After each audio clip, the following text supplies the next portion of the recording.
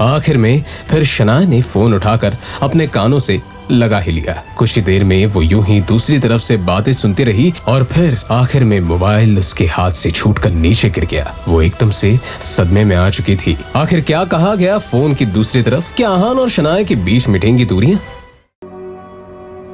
हमारी कंपनी के सबसे बड़े प्रोजेक्ट को तुमसे वापस लिया जा रहा है और साथ ही अब तुम इस फैमिली बिजनेस से अलग रहोगी। तुम्हारा अब गिल कंस्ट्रक्शन से कोई वास्ता नहीं होगा। I hope that is clear.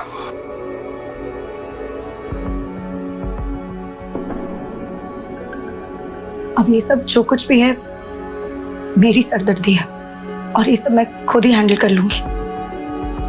इस एक मेल की वजह से मुझसे मेरा ड्रीम प्रोजेक्ट छीना गया।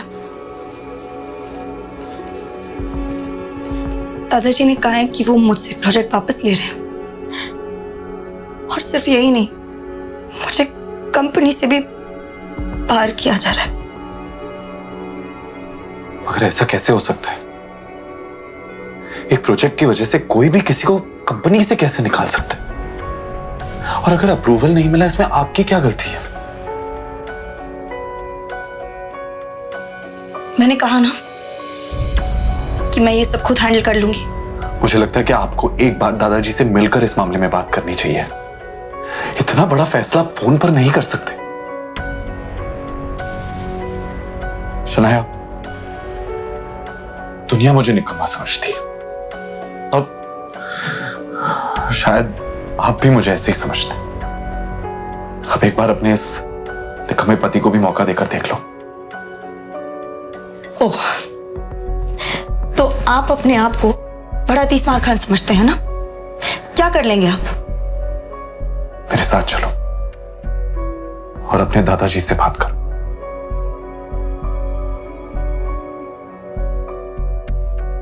चलो। कुछ ही देर में वो दोनों शनाया के दादाजी आनंद गिल के ऑफिस में थे। Shanaya, Aahan, sit down. देखो शनाया, बिजनेस के मामले में मैं बहुत साफ हूं। मैंने जो फैसला लिया है गुस्से में आकर नहीं और ना ही जज्बात में आकर लिया है। ये नई बिल्डिंग का प्रोजेक्ट गिल कंस्ट्रक्शन का बहुत बड़ा सपना था जो अब तक मुकम्मल नहीं हुआ। वाई? दादाजी, आई फील लाइक क्योंकि तुमसे ये काम नहीं हो पा रहा। मैंने ये प्रोजेक्ट तुम्हारे कजन शौर्य को दे दिया है। आज से वो इस प्रोजेक्ट को हैंडल करेगा। तुम घर पर बैठकर आराम करो। पर दादाजी, ये प्रोजेक्ट मेरा सपना है दादाजी। मुझे नहीं पता क्या कमी रह गई जो हमें अप्रूवल्स नहीं मिले, बट आई प्रॉमिस यू किसी भी हाल में मैं अप्रूवल्स लेके रहूंगी। दादाजी प्लीज, शौर्या को ये प्रोजेक्ट देने से पहले मुझे एक आखिरी मौका दीजिए प्लीज दादाजी।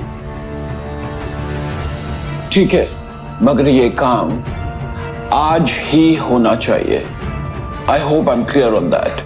जी दादाजी, एब्सोल्युटली।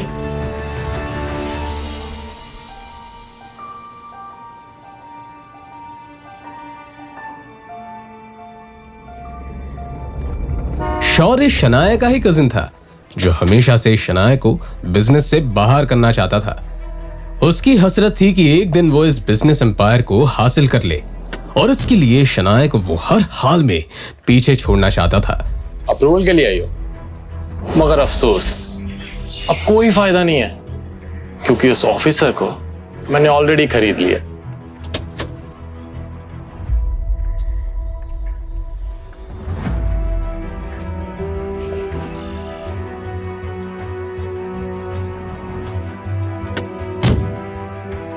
लाइफ पे तो बड़ी मस्ती कर रहे थे। मिस्टर सक्सेना,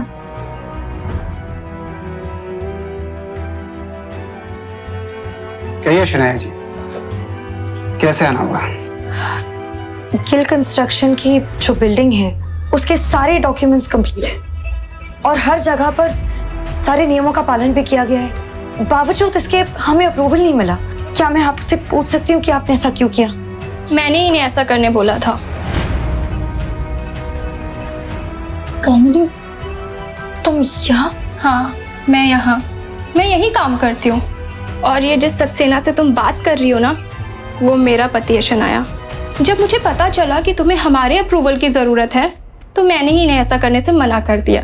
आज मेरा पति वो जगह पे है जहाँ वो तुम्हारा काम बना भी सकता है और बिगाड़ भी सकता है। लेकिन तुम तो बहुत पैसे वाली हो ना शनाया, तो जाओ करवा लो अपना काम, जिससे भी करवा सको। कामिनी, जो कुछ भी हुआ वो सब मेरी गलती थी। मैं बहुत नासमझ थी। प्लीज अगर हो सके तो सब भूल जाओ। मैं नहीं भूल सकती शनाया, मैं नहीं भूल सकती उस दिन को शनाया, जिस दिन मेरी शादी तय हुई थी और ये बात मैं तुम्हारे साथ सारी सहेलियों को बता रही थी।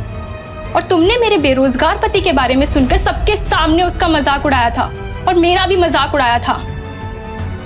सारी सहेलियां हंस रही थी मेरे ऊपर और मैं रोते हुए वहां से आई थी। कामिनी देखो, वो सब मेरी नासमझी थी और मैं बहुत ज्यादा शर्मिंदा हूँ। शर्मिंदा होने से काम नहीं चलेगा शनाया।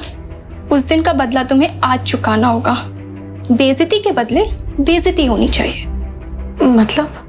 मतलब ये तुम्हारा पति है ना, इसने आज तक कौन से झंडे गाड़ दिए शनाया? अरे इसकी तो मेरे पति के बराबर खड़े रहने की भी औकात नहीं है। और मैंने सुना है कि ये घर जमाई बनकर रहता है। कामिनी, अब तुम गलत बोल रही हो। मैंने अभी कुछ कहा ही कहा है शनाया। ठीक है, अब सुनो, अगर तुम्हें अप्रूवल चाहिए तो तुम्हारे पति को बोलो मेरे पति के सामने हाथ जोड़ के गिड़गिड़ा के अप्रूवल की भीख मांगे। कामिनी, तुम बाहर का रास्ता उधर है शनाया।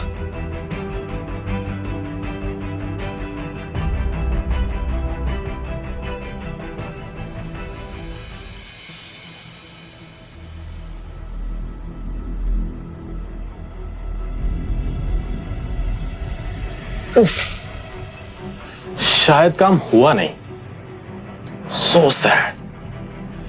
अब तो तुम्हें प्रोजेक्ट मेरे हवाले करना होगा। और तो और आनंद दादू की नजरों में भी अब तुम किसी काम की नहीं रही। अब तो तुम्हें ये कंपनी भी छोड़नी पड़ेगी। तुम बिल्कुल टेंशन मत लो, मैं हूं ना, मैं सब संभाल लूंगा। तुम बस घर पर आराम करो अपने उस निकम्मे पति के साथ, उसकी बीवी बनकर। और वो तुम्हारा पति कहाँ रह गया? वापस नहीं आया तुम्हारे साथ?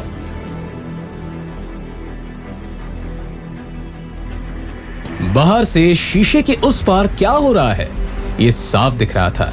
और फिर शनाया ने जो देखा उससे तो शनाया को झटका सा लगा। अंदर आहान सारे स्टाफ के सामने गिड़गिड़ा रहा था, अप्रूवल की भीख मांग रहा था।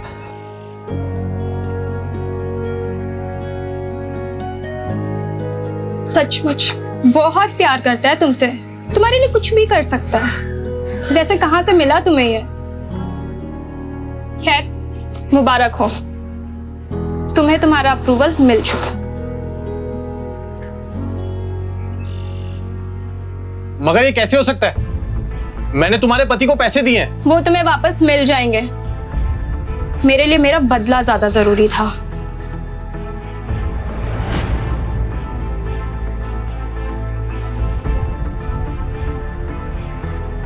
आप क्या समझते हैं खुद को? क्यों किया आपने ऐसा?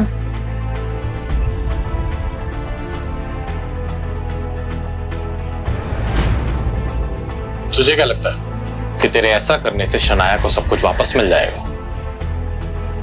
मैं इसे कहीं का नहीं छोड़ूंगा।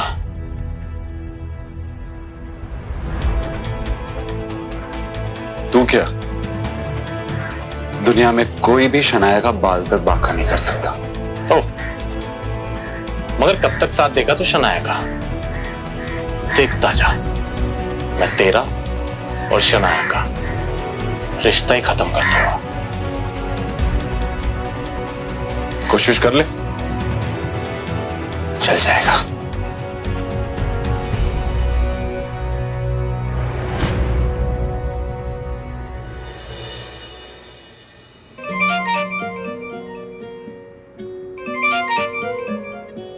जी दादाजी। तुम्हारी कामयाबी की खुशी में हमने आज पुराने घर पर पार्टी रखी है।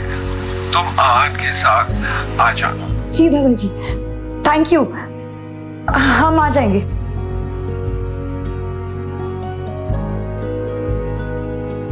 क्या हुआ? वो दादाजी ने पुराने घर में पार्टी रखी है और हम दोनों को बुलाया है।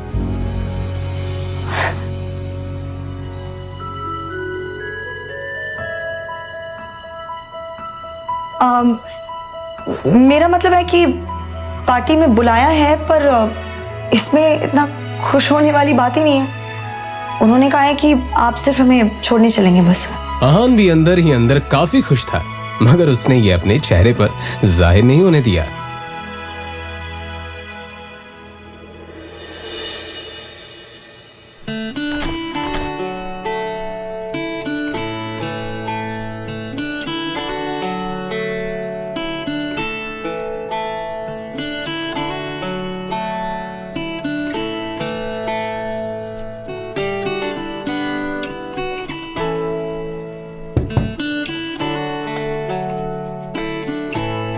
इतना हैरान होने की कोई जरूरत नहीं है। अपने लिए कुछ कपड़े मंगवाए थे, पसंद नहीं आए। दुकानदार पैसे वापस ही नहीं कर रहा था, तो मैंने सोचा आपके लिए कुछ मंगवा।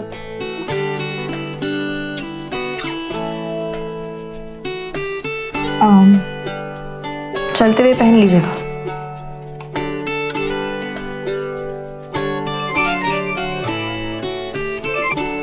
हाँ शगुन बोलो। शनाया, ये शॉपकीपर बोल रहा है कि तुमने आहान के लिए स्पेशल ऑर्डर देके सूट बनवाया है।